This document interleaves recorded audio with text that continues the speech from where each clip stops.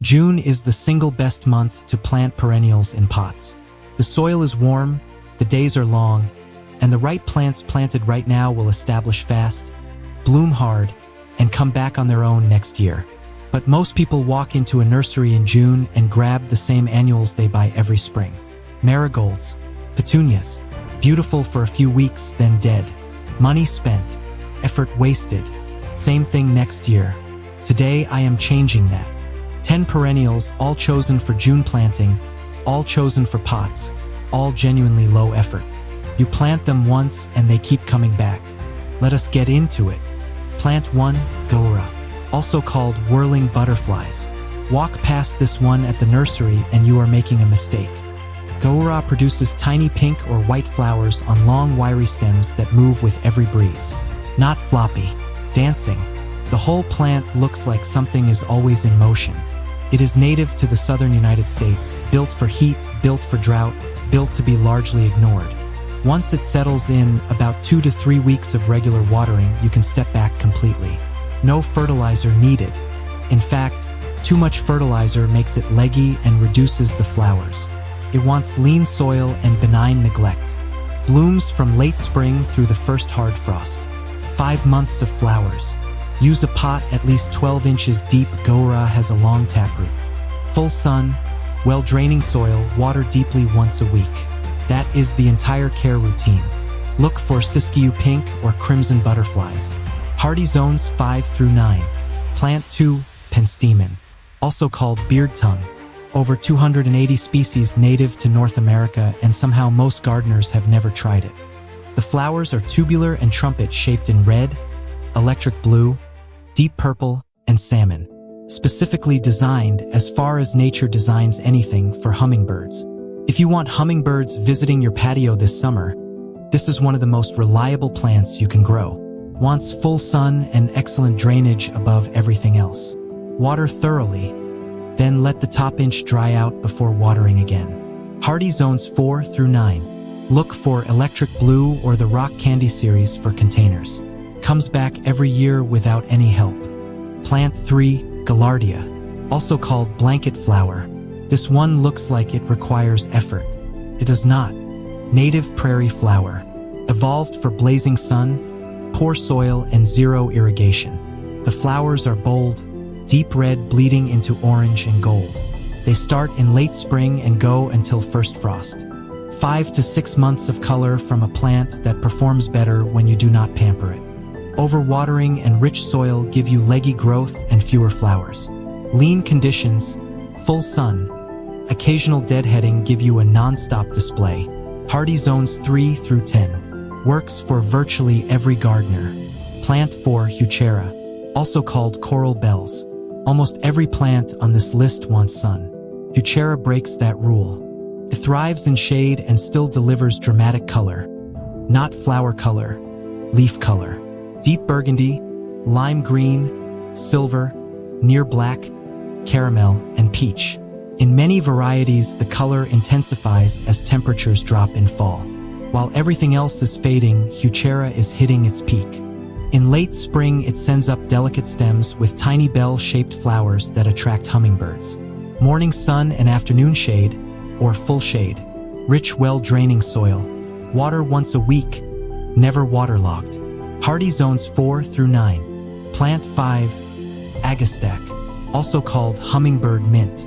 Every name this plant goes by tells you something important. Ranked top 5 for pollinators. Foliage smells like mint crossed with licorice. Completely deer-resistant because of that scent. Blooms June through September with almost no input from you. Flower spikes in red, orange, purple, and deep pink. Leave the seed heads in fall and birds feed on them through winter. Full sun at least 6 hours. Pot at least 12 to 16 inches wide. Well-draining, gritty mix.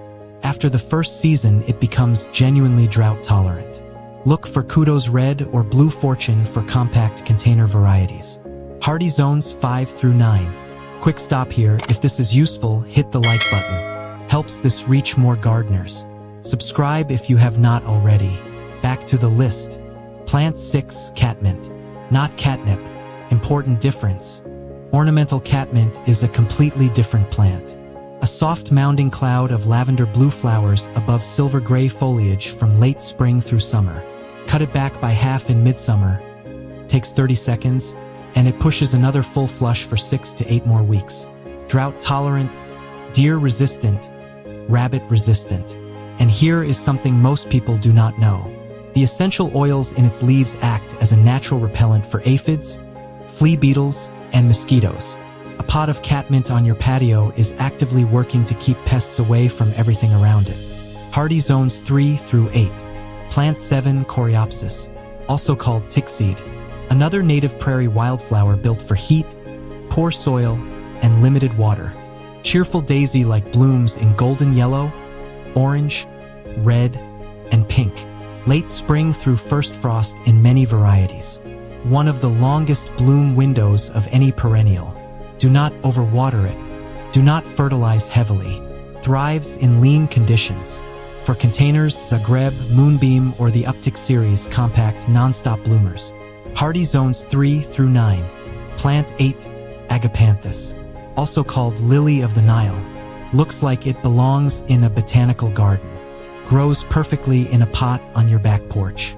Tall stems topped with globe-shaped clusters of deep blue or white flowers. Dramatic, architectural, genuinely exotic looking. And here is the detail that changes how most people grow it. Agapanthus blooms better when it is slightly root-bound. A snug pot, just a few inches wider than the root ball, is ideal. When the roots fill the container, the plant puts energy into flowers rather than foliage. Most people buy a big pot thinking they are helping. That big pot gives you leaves and almost no flowers. A smaller pot gives you the show. Hardy zones 7 through 10. In colder zones, bring indoors near a sunny window for winter. Plant 9 Salvia Nemorosa. Ornamental sage, not culinary sage. Find the variety called Caradonna. Deep violet blue flower spikes on nearly black stems. A color combination that looks almost unreal until you are standing in front of it. The Royal Horticultural Society gave it their Award of Garden Merit. Blooms from June through first frost. Cut back by 1/3 after the first flowering, and it pushes a second flush, sometimes a third. Hardy zones 4 through 8. Full sun to partial shade. Light feed in spring, well-draining soil, and then leave it alone. Plant 10 Russian sage. Tall, airy stems covered in tiny lavender blue flowers that shimmer and float above everything around them. Silver white stems. The whole plant has a misty cloud-like quality that moves in the breeze and makes your entire container display look more designed and intentional. Wants poor soil, not rich soil. Full sun. Excellent drainage. Extraordinarily drought-tolerant. Zero fertilizing needed. Heavy feeding makes it floppy. This is the plant that makes people stop and ask what it is. The answer is one of the easiest things in the whole pot. Hardy zones 4 through 9. 10 plants. All perennials. All chosen for June. All chosen for pots. All asking remarkably little in return. Here is the honest truth about containers. Annuals look great at the nursery and disappear by September. Perennials come back stronger, bigger, and more beautiful every year without you spending another dollar. Start with 2 or 3 from this list this month while the soil is warm. By August, you will understand why these plants are different. If this video helped you today, give it a like and share it with someone tired of watching their pots die every summer. Drop a comment. Tell me which plant you are starting with. I read every single one. Subscribe if you have not already. New video every week. Happy gardening.